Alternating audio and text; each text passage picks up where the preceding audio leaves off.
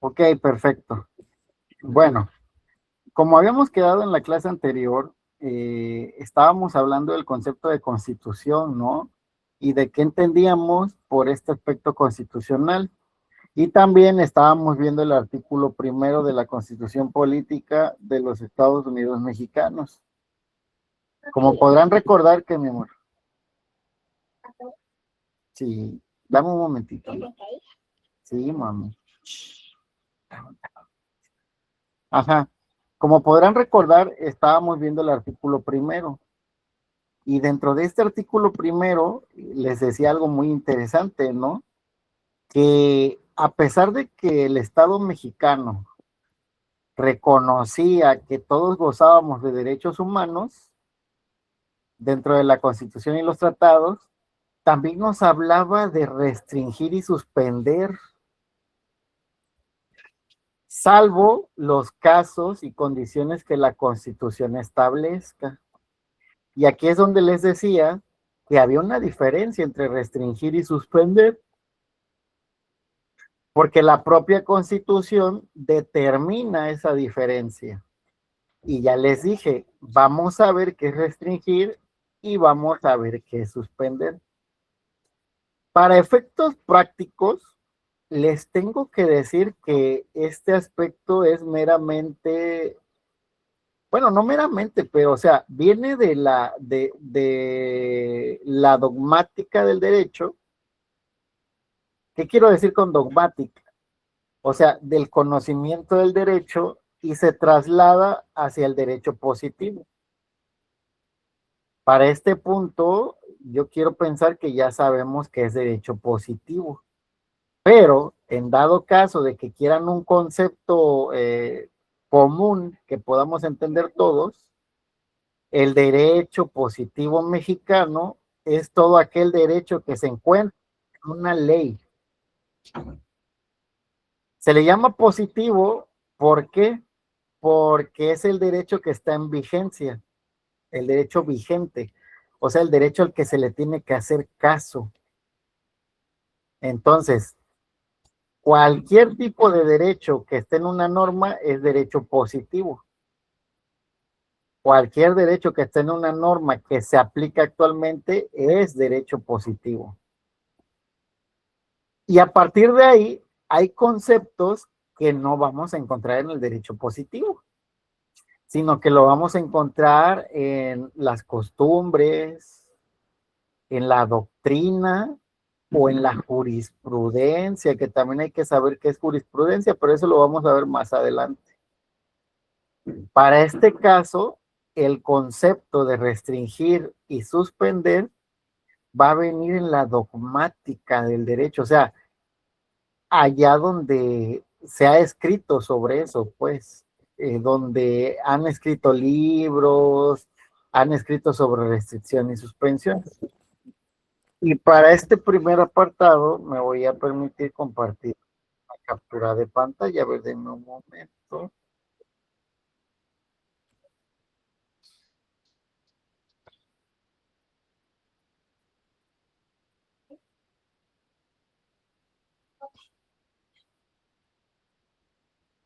Eh,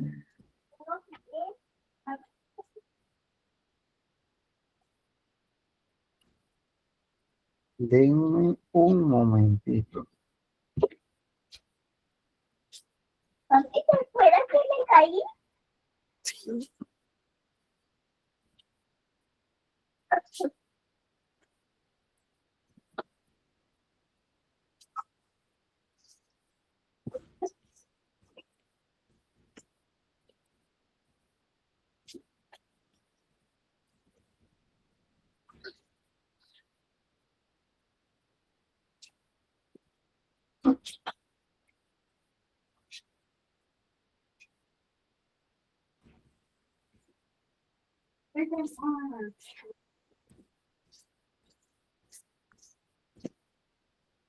Ok, para esto nos vamos a remitir al artículo 29 constitucional, que ya nos va a dar cierta pauta de qué es lo que buscamos, ¿no? Entonces, a ver, Vámonos al 29.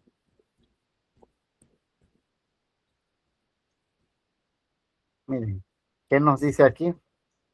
Dice, en los casos de invasión, perturbación grave de la paz pública o de cualquier otro que ponga a la sociedad en grave peligro o conflicto, solamente el presidente, con la aprobación del Congreso, podrá, y vean otra vez, nos vuelve a hacer la distinción, restringir o suspender en todo el país o en lugar determinado el ejercicio de derechos y las garantías que fuesen obstáculo para hacer frente rápido y fácilmente a la situación. Y aquí otra vez la Constitución vuelve a tomar, aunque lo distingue, o sea, nos dice que son diferentes una restricción y una suspensión, vuelve a tomarlos como algo igual, pero diferente. ¿Por qué? Porque nunca dice restringir va a ser esto y suspender va a ser esto, sino que dice podrán restringir o suspender. Entonces, para que nos quede claro este punto, vamos a poner unas pautas. A ver, diseño.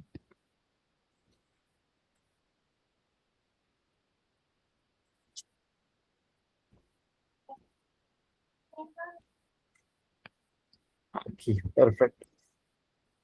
Vean,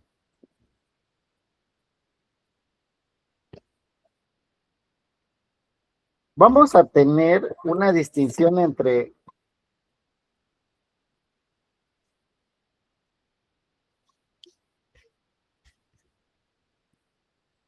restringir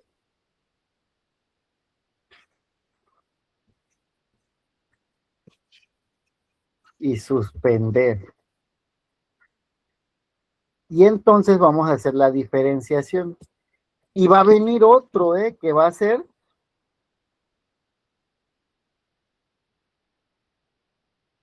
vulnerar. Entonces, el ámbito restrictivo va a ser el primer ámbito que hay que tener en cuenta.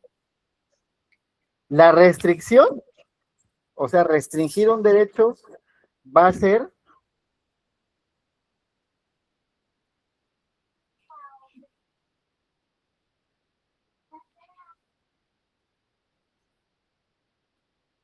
determinar un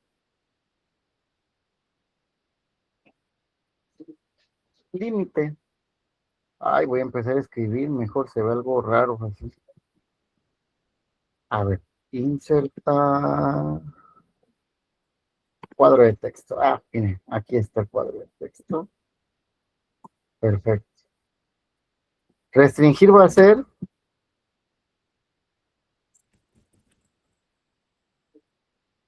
determinar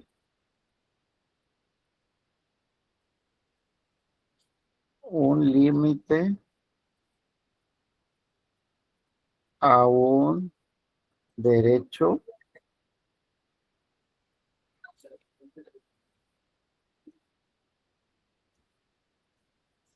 humano. Pero este límite va a tener ciertas características.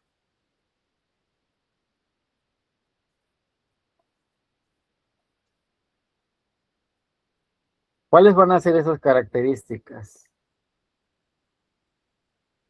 Bueno, debe ser idóneo, necesario,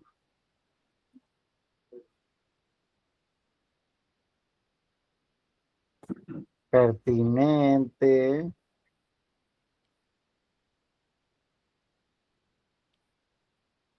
y debe tener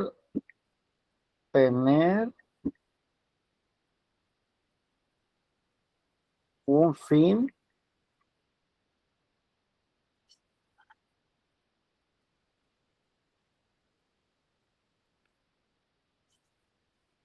constitucionalmente válido. Entonces, vean que estas parecen palabras muy, o sea, muy indeterminadas, pero hay que dotar de contenido a cada una de estas palabras. Carácter idóneo, necesario, pertinente y tener un fin constitucionalmente válido. Para ver el ámbito de restricción dentro de los derechos, ustedes me decían, por ejemplo, respecto de las personas que van a prisión, ¿no? Y me decían, es que a las personas que van a prisión se les restringe la libertad y están en lo correcto. Ese sería un primer ámbito de restricción de derechos y el más evidente. Pero hay otros ámbitos donde tal vez la línea no es tan evidente y es entonces donde las cortes, como la Suprema Corte, los tribunales, deben decidir hasta dónde puede llegar un derecho humano. Aquí, por ejemplo, les voy a exponer dos casos para que vean las restricciones al ejercicio de los derechos. Les haría una pregunta primero. La pregunta sería la siguiente. ¿Un tatuaje puede ser una causal de despido? ¿Qué opinan?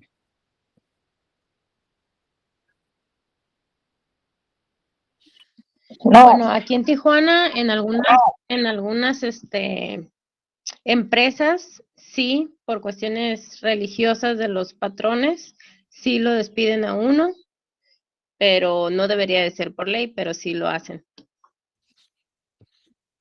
Ok, por cuestiones religiosas, eso parece muy interesante, ¿eh? Igual y podemos ahondar un poquito más adelante. Muchas gracias. ¿Quién más?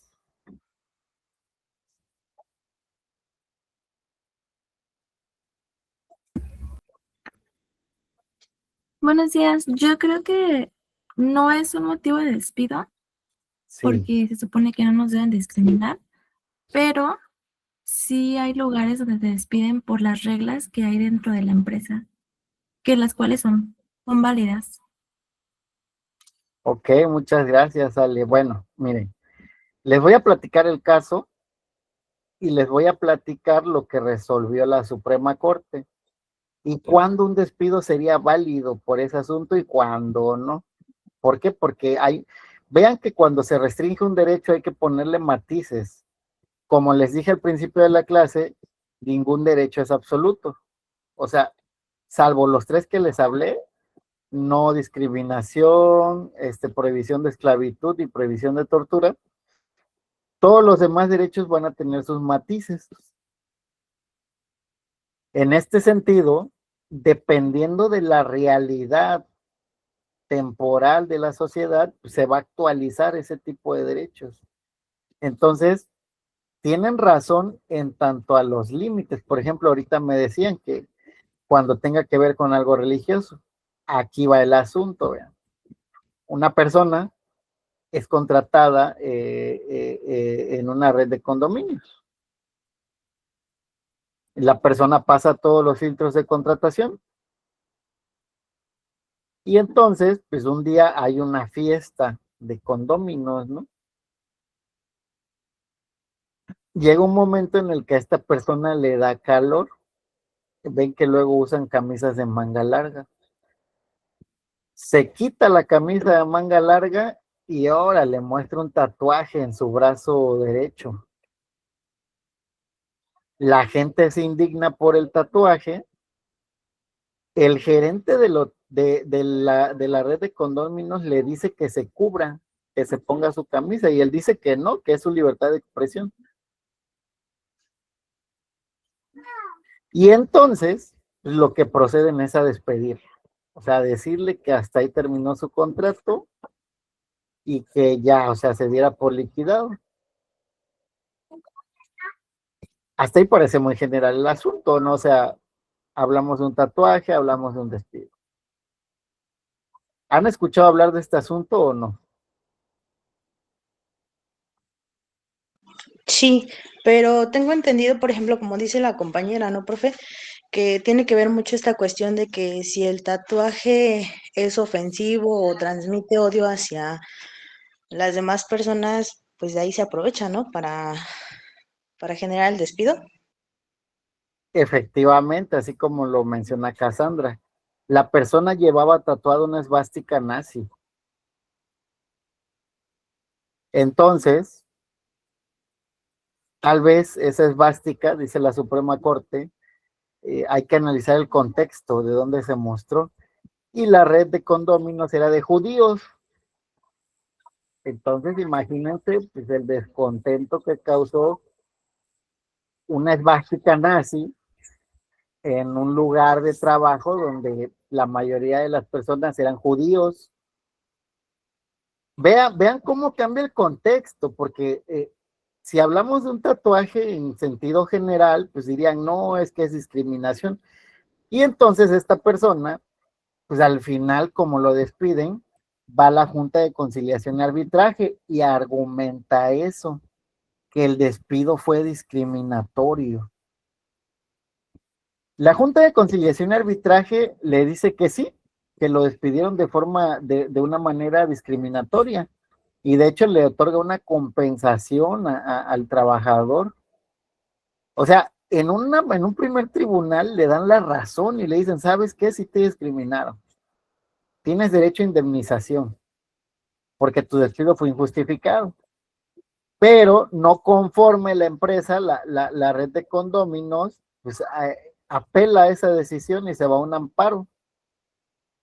Ese amparo lo atrae la Suprema Corte de Justicia. Y ahí es donde se pone interesante el asunto, porque dice la Suprema Corte, híjole, todos los tatuajes y todos los mensajes en cualquier contexto son libertad de expresión. Y la propia Suprema Corte dice, no, claro que no, porque se necesita determinar el contexto de por qué se generó ese tatuaje. Y entonces la Suprema Corte hace algo muy interesante, que es el mensaje que transmite el tatuaje.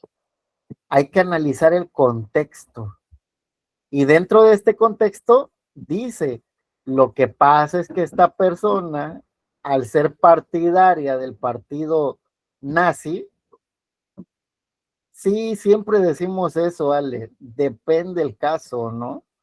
Porque fíjate, lo ganan en conciliación y arbitraje, pero lo pierden en la Suprema Corte, entonces ganaron y perdieron. Y dice la Suprema Corte, hay que analizar el contexto de la carga de odio que transmite ese tatuaje y no solamente de que es una expresión de la persona. Entonces, al cargar una esvástica nazi y mostrarla con todo orgullo, pues estoy diciendo que hay un odio cargado hacia un grupo de personas, que en este caso serían judíos, ¿no?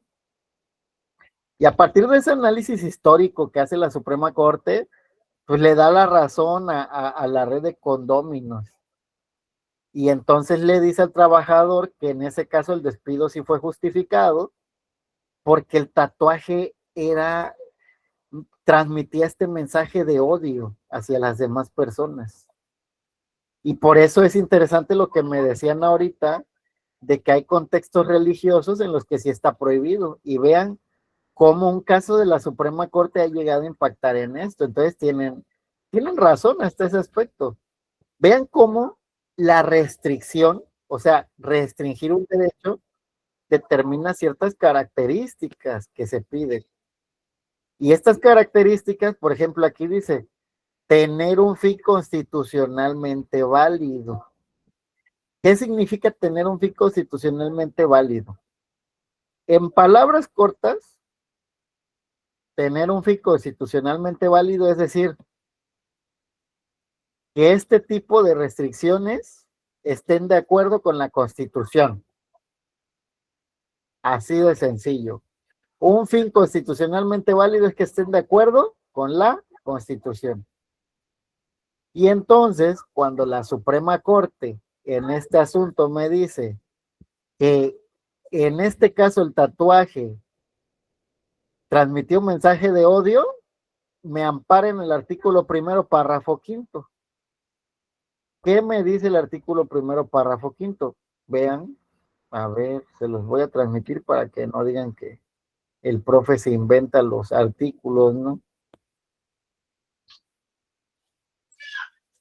Artículo 1, párrafo 1, 2, tercero, cuarto, quinto, aquí está.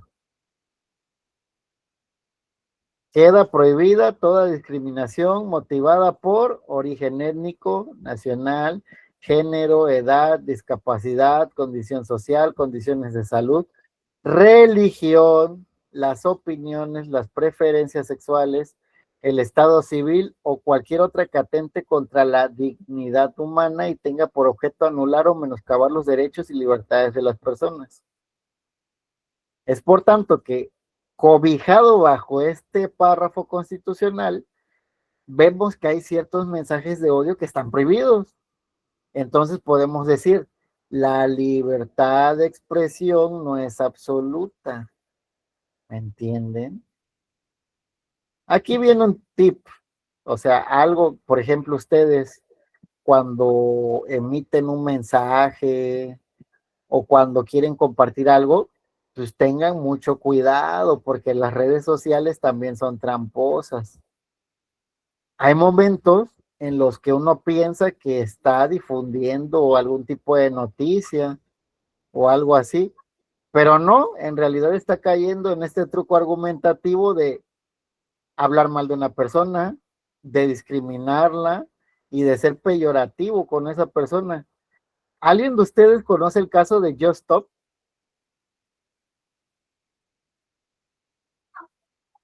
Sí, A ver, ¿qué nos podrías platicar de ese caso? Sí, bueno, es una youtuber que compartió, me parece que si no mal me equivoco y recuerdo, compartió información y creo que fotografías sobre una situación de una chica que creo que había sido abusada, me parece. Ok, muchas gracias, Cassandra. ¿Alguien más tendría alguna otra información de ese asunto? yo estuve en esa época porque me gustaba seguir youtubers y me acuerdo de esa ocasión en que apareció el video de ella donde hacía una crítica sobre el video que se había hecho viral que habían difundido de la muchacha que había sido abusada. Entonces, la muchacha,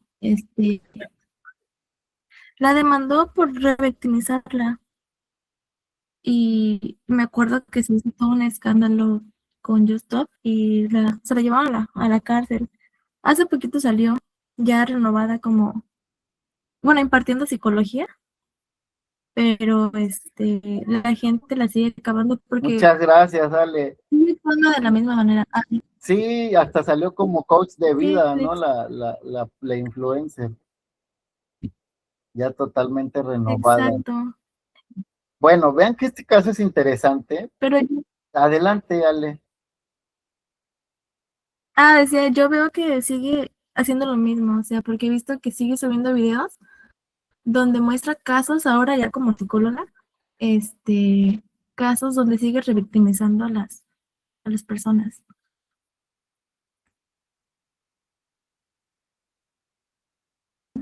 Bueno, vean, les voy a platicar lo que sucedió y por qué se fue a la cárcel esta mujer. Es muy interesante porque ahí vemos los límites de un derecho y de la libertad de expresión. Vean cómo ahorita me decían que un tatuaje que no era una causal de despido y que de hecho era discriminatorio. Pero ya hablándoles del caso del chico del tatuaje nazi, pues vemos que sí va a haber momentos en los que un discurso de odio sea más o pese más que el propio derecho al trabajo, ¿no? O que la propia libertad de expresión. En el caso de Just Stop es muy interesante porque suceden dos cosas. La primera, efectivamente, como lo mencionan sus compañeras, esta youtuber hacía muchas críticas. O sea, su canal era prácticamente de vivir de la, digamos que de la comidilla, ¿no? Así del chisme de otros videos. Y a ella pues le enviaban videos, ¿no? Para que hablara de ellos. Entonces un día le envían un video de unas muchachas de unas muchachitas que se comienzan a pelear y golpean a una de ellas, ¿no? Y empieza a decir, no, es que esta le bajó el novio al otro y no sé qué. Y bueno, Pues ahí empezó. No obstante a esto, ¿qué es lo que pasa después? A la youtuber le envían un video donde una de a la muchacha que fue agredida sostiene relaciones sexuales con otra persona. O sea, un video de esos, ¿no? Que luego se pasan por WhatsApp o cosas así. Ella no lo transmite, pero ella habla de lo que sucede en el video. En su canal de YouTube dice, miren, yo vi el video y esa mujer que dice que era una santa y que no sé qué, cómo se atreve a estar haciendo este tipo de cosas, ¿no? Ella bien tranquila, se supone que solo hacía videos de críticas y chismes, y efectivamente, como lo dicen sus compañeras, la chica agredida la demanda, no es una demanda, aquí en materia penal se llama denuncia, la denuncia. ¿Dónde se encuadra el límite de la libertad de expresión? Se encuadra ahí mismo, vean. Cuando ella hace una crítica del video sexual, primer punto, la chica agredida era menor de edad.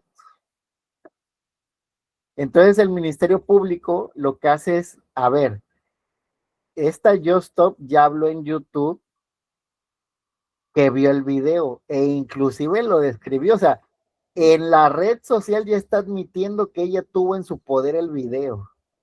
Qué peligroso, porque entonces el Ministerio Público dice, métela por posesión de pornografía infantil, y así la meten al tambo, o sea, así la meten a la cárcel, porque ella misma admitió en su video de YouTube que había visto ese video y que por lo tanto lo tenía en su poder. Y ese fue un primer punto, porque ya cuando la meten a la cárcel, pues ya le ponen este daño moral, el delito de discriminación por hablar mal de la chica y se hace un revoltijo, ¿no? Que tanto es así que ella debe pasar un año en prisión. O sea, le dicen, ¿sabes qué? Espérate a que se calme todo para que te podamos liberar. Entonces, imagínense cómo ella solita se fue, digamos que poniendo la soga al cuello, porque primero admitió la posesión del video.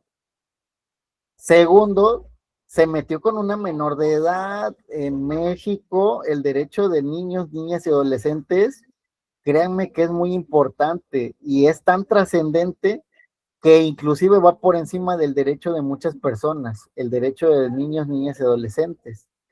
Y otra, cometió discriminación, que también en este aspecto de la discriminación, más adelante vamos a ver estos parámetros objetivos de cuándo si existe discriminación como delito y cuándo si existe discriminación como vulneración a derechos.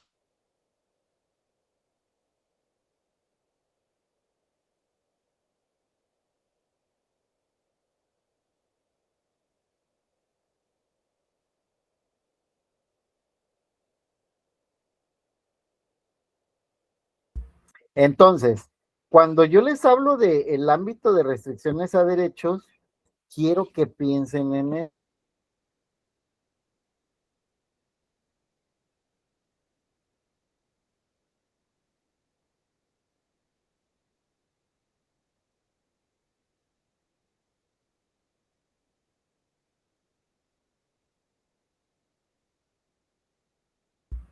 Ajá, y lo que yo quiero que vean es que el primer punto para restringir un derecho debe de ser que esta restricción esté de acuerdo con el ámbito constitucional. Si la restricción no está de acuerdo con la Constitución, esa restricción no funciona. Les voy a poner un ejemplo. Por lo regular, la luz, por lo regular estas restricciones se ven más en materia tributaria o en materia fiscal. Y vean, aquí va un gran ejemplo. En el estado de Veracruz,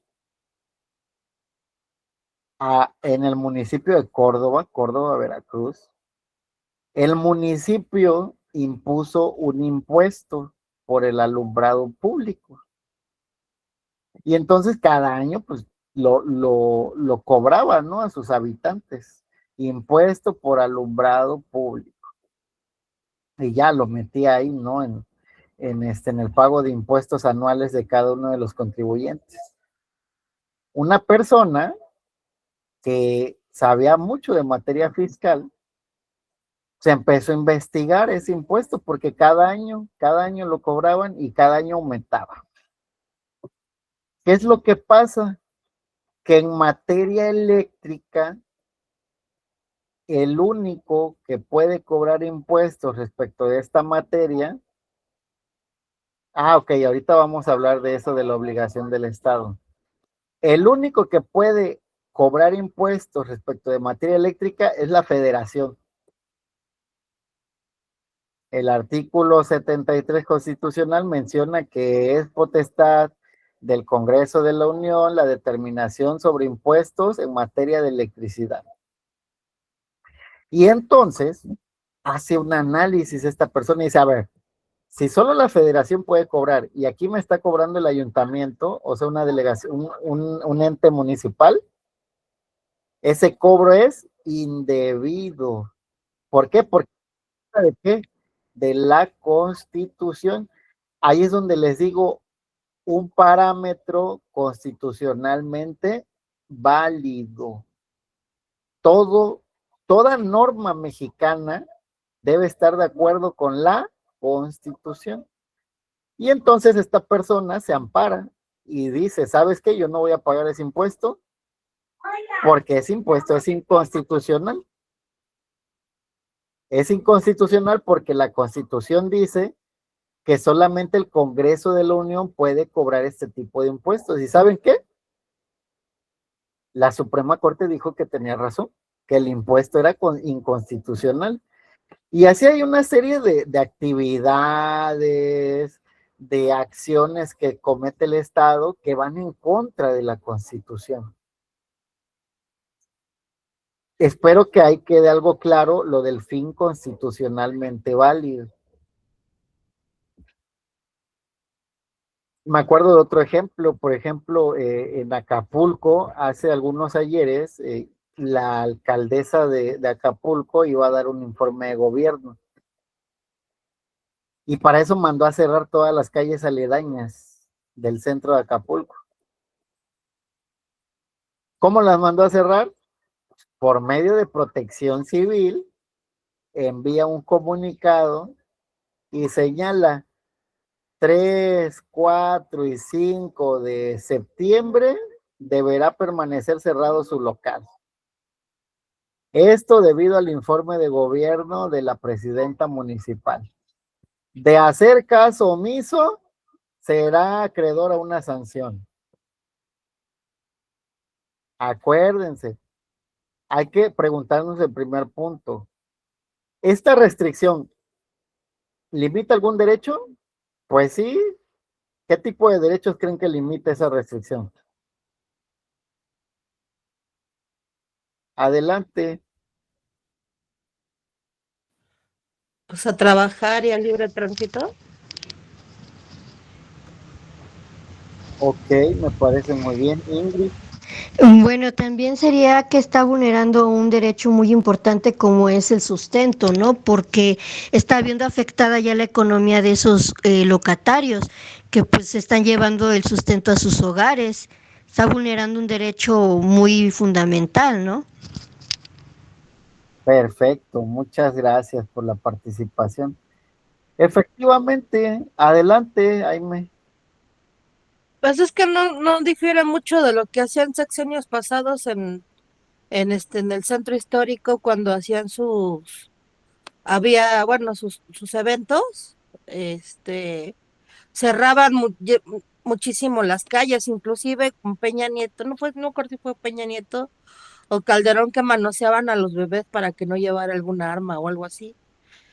Los vulneraban, cerraban lo que era el primer cuadro de la ciudad por el informe, bueno, no por el informe, sino por el día del grito. Y nada más dejaba una calle para que pudieran pasar a acceder al Zócalo para dar el grito. No sé si se acuerde. Sí, de hecho sí, o sea, vean que en esta materia de restricciones, el punto es que todo tiene que estar evolucionando, como les decía del derecho. Entonces, esto era muy frecuente anteriormente. ¿Qué es lo que pasa? Que al final, como les dije, los derechos son batallas ganadas. Y entonces mucha gente comenzó a ampararse, comenzó a tramitar amparos. Después vamos a ver lo que es un amparo, pero es un medio de protección. Ven que hablábamos de garantías la clase anterior.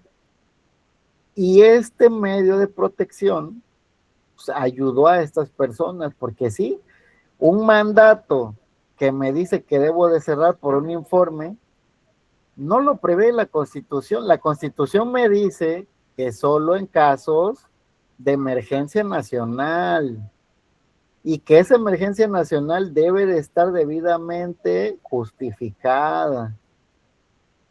Que solo cuando se haya cometido un delito puede cerrarse un local, ¿no? Para su debida investigación, pero nunca por un informe de algún alcalde, ¿no? Y es entonces cuando estos oficios se vuelven contra la Constitución.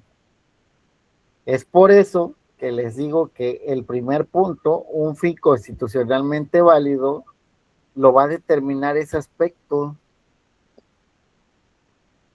Pero ven que hay otras características: idóneo, necesario, pertinente.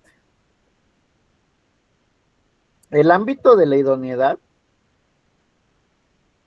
me quiere decir que si esa es la única medida que se puede tomar. Por ejemplo, vayámonos otra vez al aspecto de la prisión. En materia penal, cuando hay un delito, hay un momento, se llama etapa, una etapa del proceso, en la cual se decide si una persona pasa su proceso en prisión o no. ¿Cómo se decide eso?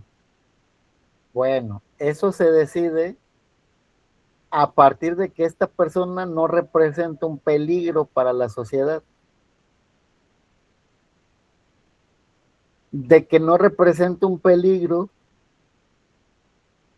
para el proceso o de que se pueda fugar, de que se pueda escapar.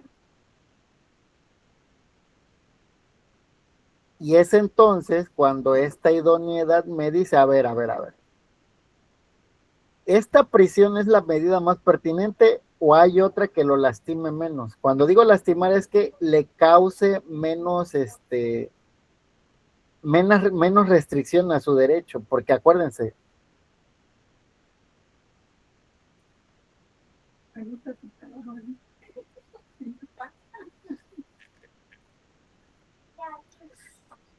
y entonces esta medida, la idoneidad pregunta, ¿es la medida más óptima o no? Denme un momentito, por favor. Un momento.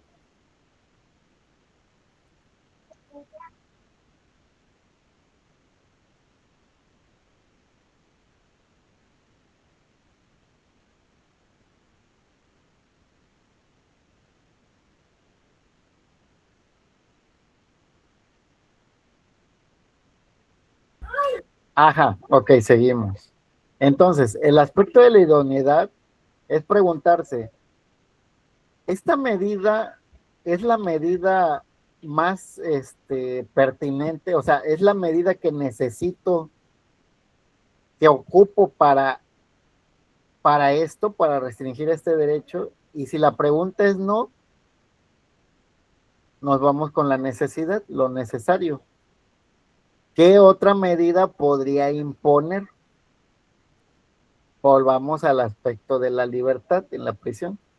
A ver, si no representa ningún peligro para las personas, para la víctima, si no tiene peligro de irse del proceso, de sustraerse, y si no corre peligro de que afecte algo dentro del proceso penal, ¿puedo ponerle otra medida que no sea la prisión? Claro que sí.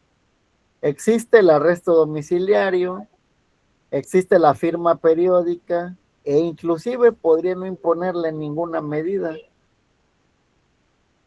Y es entonces cuando vamos viendo un filtro y preguntamos si esa medida es la necesaria o puede haber otra. Y esto se va a aplicar en todos los ámbitos de las restricciones. A ver, ahorita les dije de la libertad, pero hay que poner otro ejemplo, el del tatuaje, ya habíamos hablado. A ver, dentro de este ámbito del trabajo que tenía, ¿dónde trabajaba? ¿Y qué era lo que quería? Que era mostrar su tatuaje. ¿Existía otra posibilidad? O sea, de dejarlo con su tatuaje en el trabajo, y aquí la pregunta va a ser, digo, la respuesta va a ser no. En este medio ya no existía otro. Por eso es que al final la restricción fue el despido, ¿no? Tienes tu trabajo y que, ¿cómo te lo restringo? Despidiéndote. Aquí ponen otra pregunta que dice, ¿y la fianza? Ah, ok. Es que en el proceso actual, en el nuevo proceso penal, ya no existe la fianza.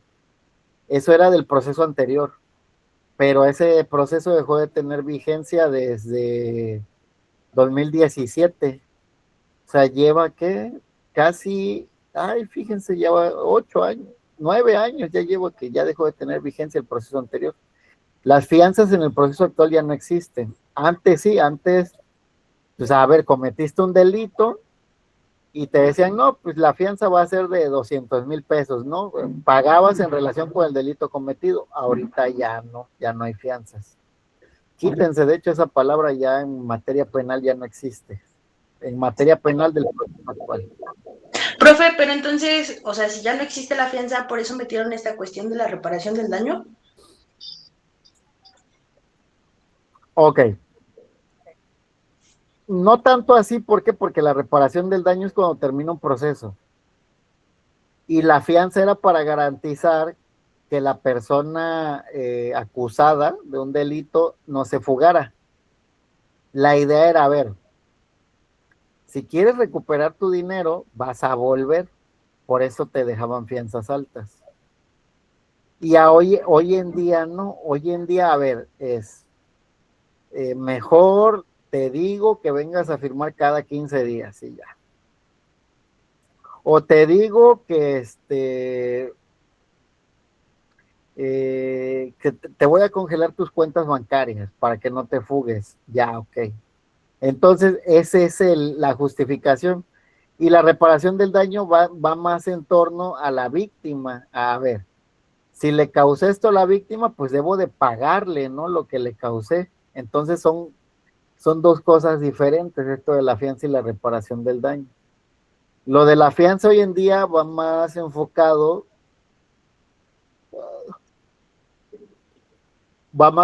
a las medidas cautelares, o sea, a la necesidad de que la persona esté en el proceso penal. Y les digo que hoy en día ya por lo regular ya no piden esa cuantía económica, ¿no? Sino que ya es más corpórea, tienes que ir a firmar, te privo de la libertad, te congelo tus cuentas, algo más así va. No sé si ese punto quede claro. Sí, quedó claro, gracias. Perfecto. Bueno, entonces, para que manejemos un punto, el ámbito de la restricción va a venir a ser ese.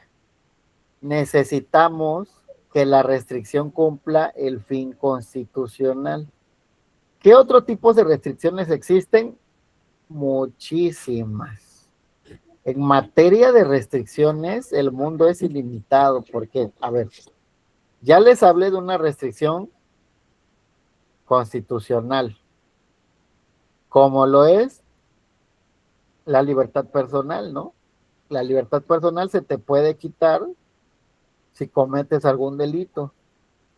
Les hablé de una restricción administrativa, por ejemplo, cuando te clausuran un negocio o cuando te dicen que no abras tal día, te están restringiendo. Les hablé de una restricción laboral, cuando te despiden. ¿Qué te restringen? Pues tu derecho al trabajo, ¿no? Y así hay muchísimos ámbitos de restricciones en cualquier materia de derecho, pero todas deben de ir reguladas por la Constitución. Y entonces, ¿qué va a ser la suspensión? La suspensión a derechos va a ir respaldada por, como ya lo vimos, el artículo 29 constitucional. Y vamos a entender que una suspensión a derechos humanos solamente se va a dar en 3 parámetros. A ver, déjenme compartir, volverles a compartir pantalla. Y aquí van a ver los 3 parámetros. La restricción es determinar el límite de un derecho, ¿va? Pero la suspensión solo se va a dar en estos 3 casos. 1, casos de invasión. 2, perturbación grave a la paz pública. O 3, grave peligro a la sociedad. Y la restricción tiene otra limitante. A ver. Miren, la restricción es por un tiempo limitado. Así, haciendo un análisis de estos puntos, ¿qué ejemplo me podrían dar de una suspensión, perdón, a derechos?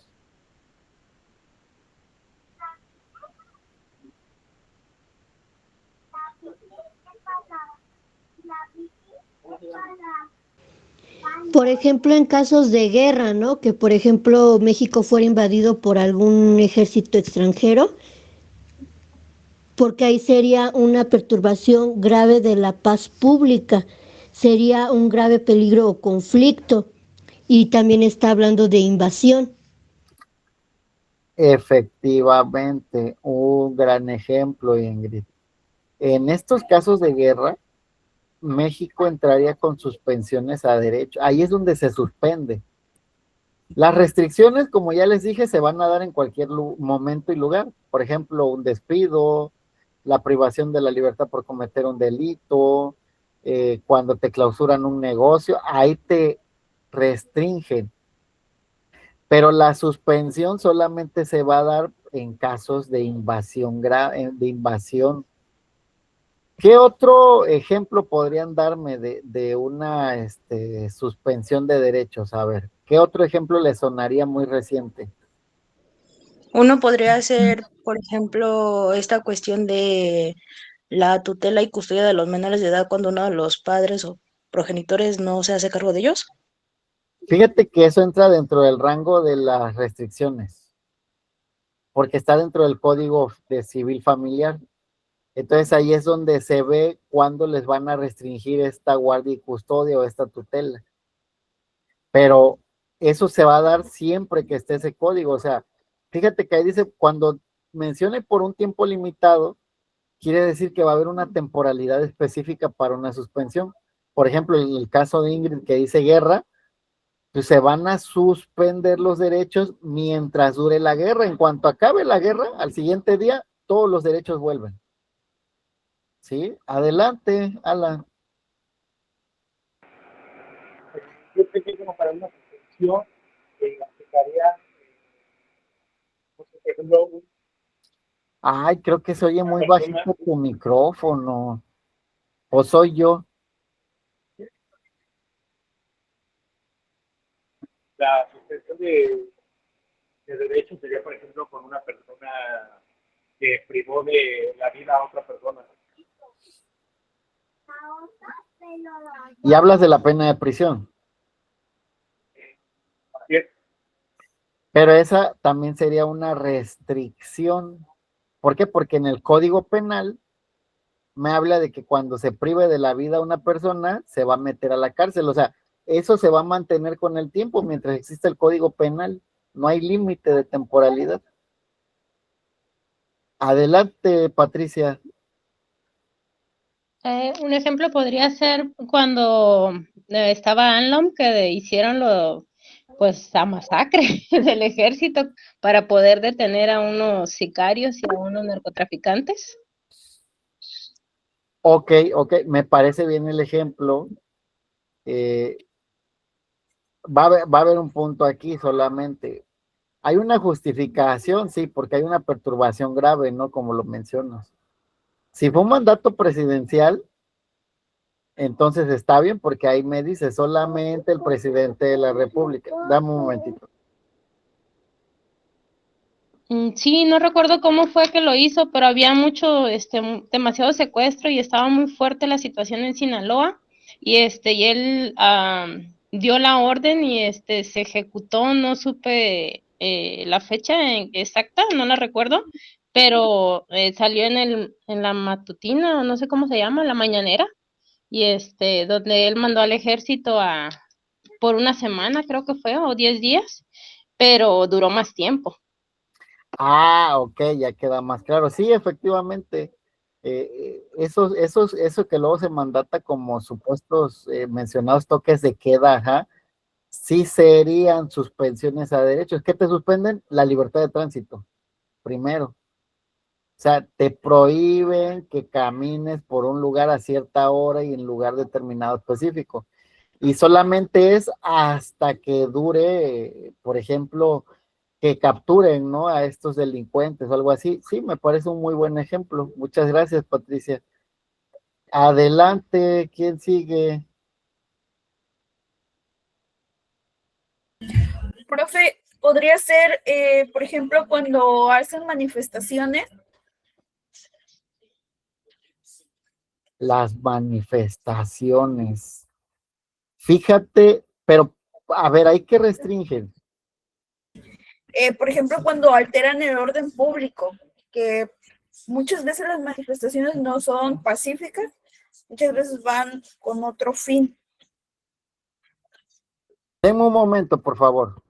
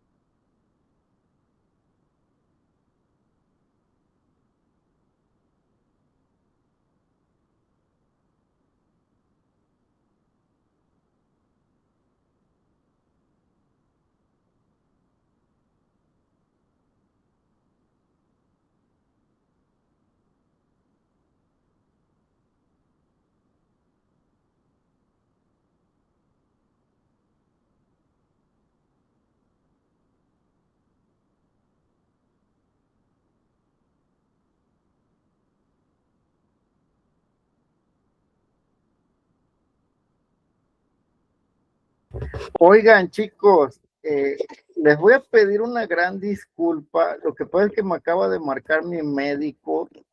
Ven que les dije que tuve un accidente y pues creo que tengo un inconveniente algo grandecito ahorita, entonces tengo que ir a ver a mi médico. Ahora sí que una gran disculpa por terminar anticipadamente la clase el día de hoy, ¿va? Y pues ahí se las repongo el día viernes, ¿sí? Ya sin ningún inconveniente, yo espero ya estar mejor. Pero bueno, por el día de hoy aquí la dejamos, ¿va? Cualquier duda, plantéenla en el grupo de WhatsApp y por lo mientras pues voy a resolver mi aspecto médico, ¿va? Muchas gracias, excelente tarde, nos vemos. Claro, profesor, hasta luego, que le vaya bien. Hasta luego, que se recupere. Gracias.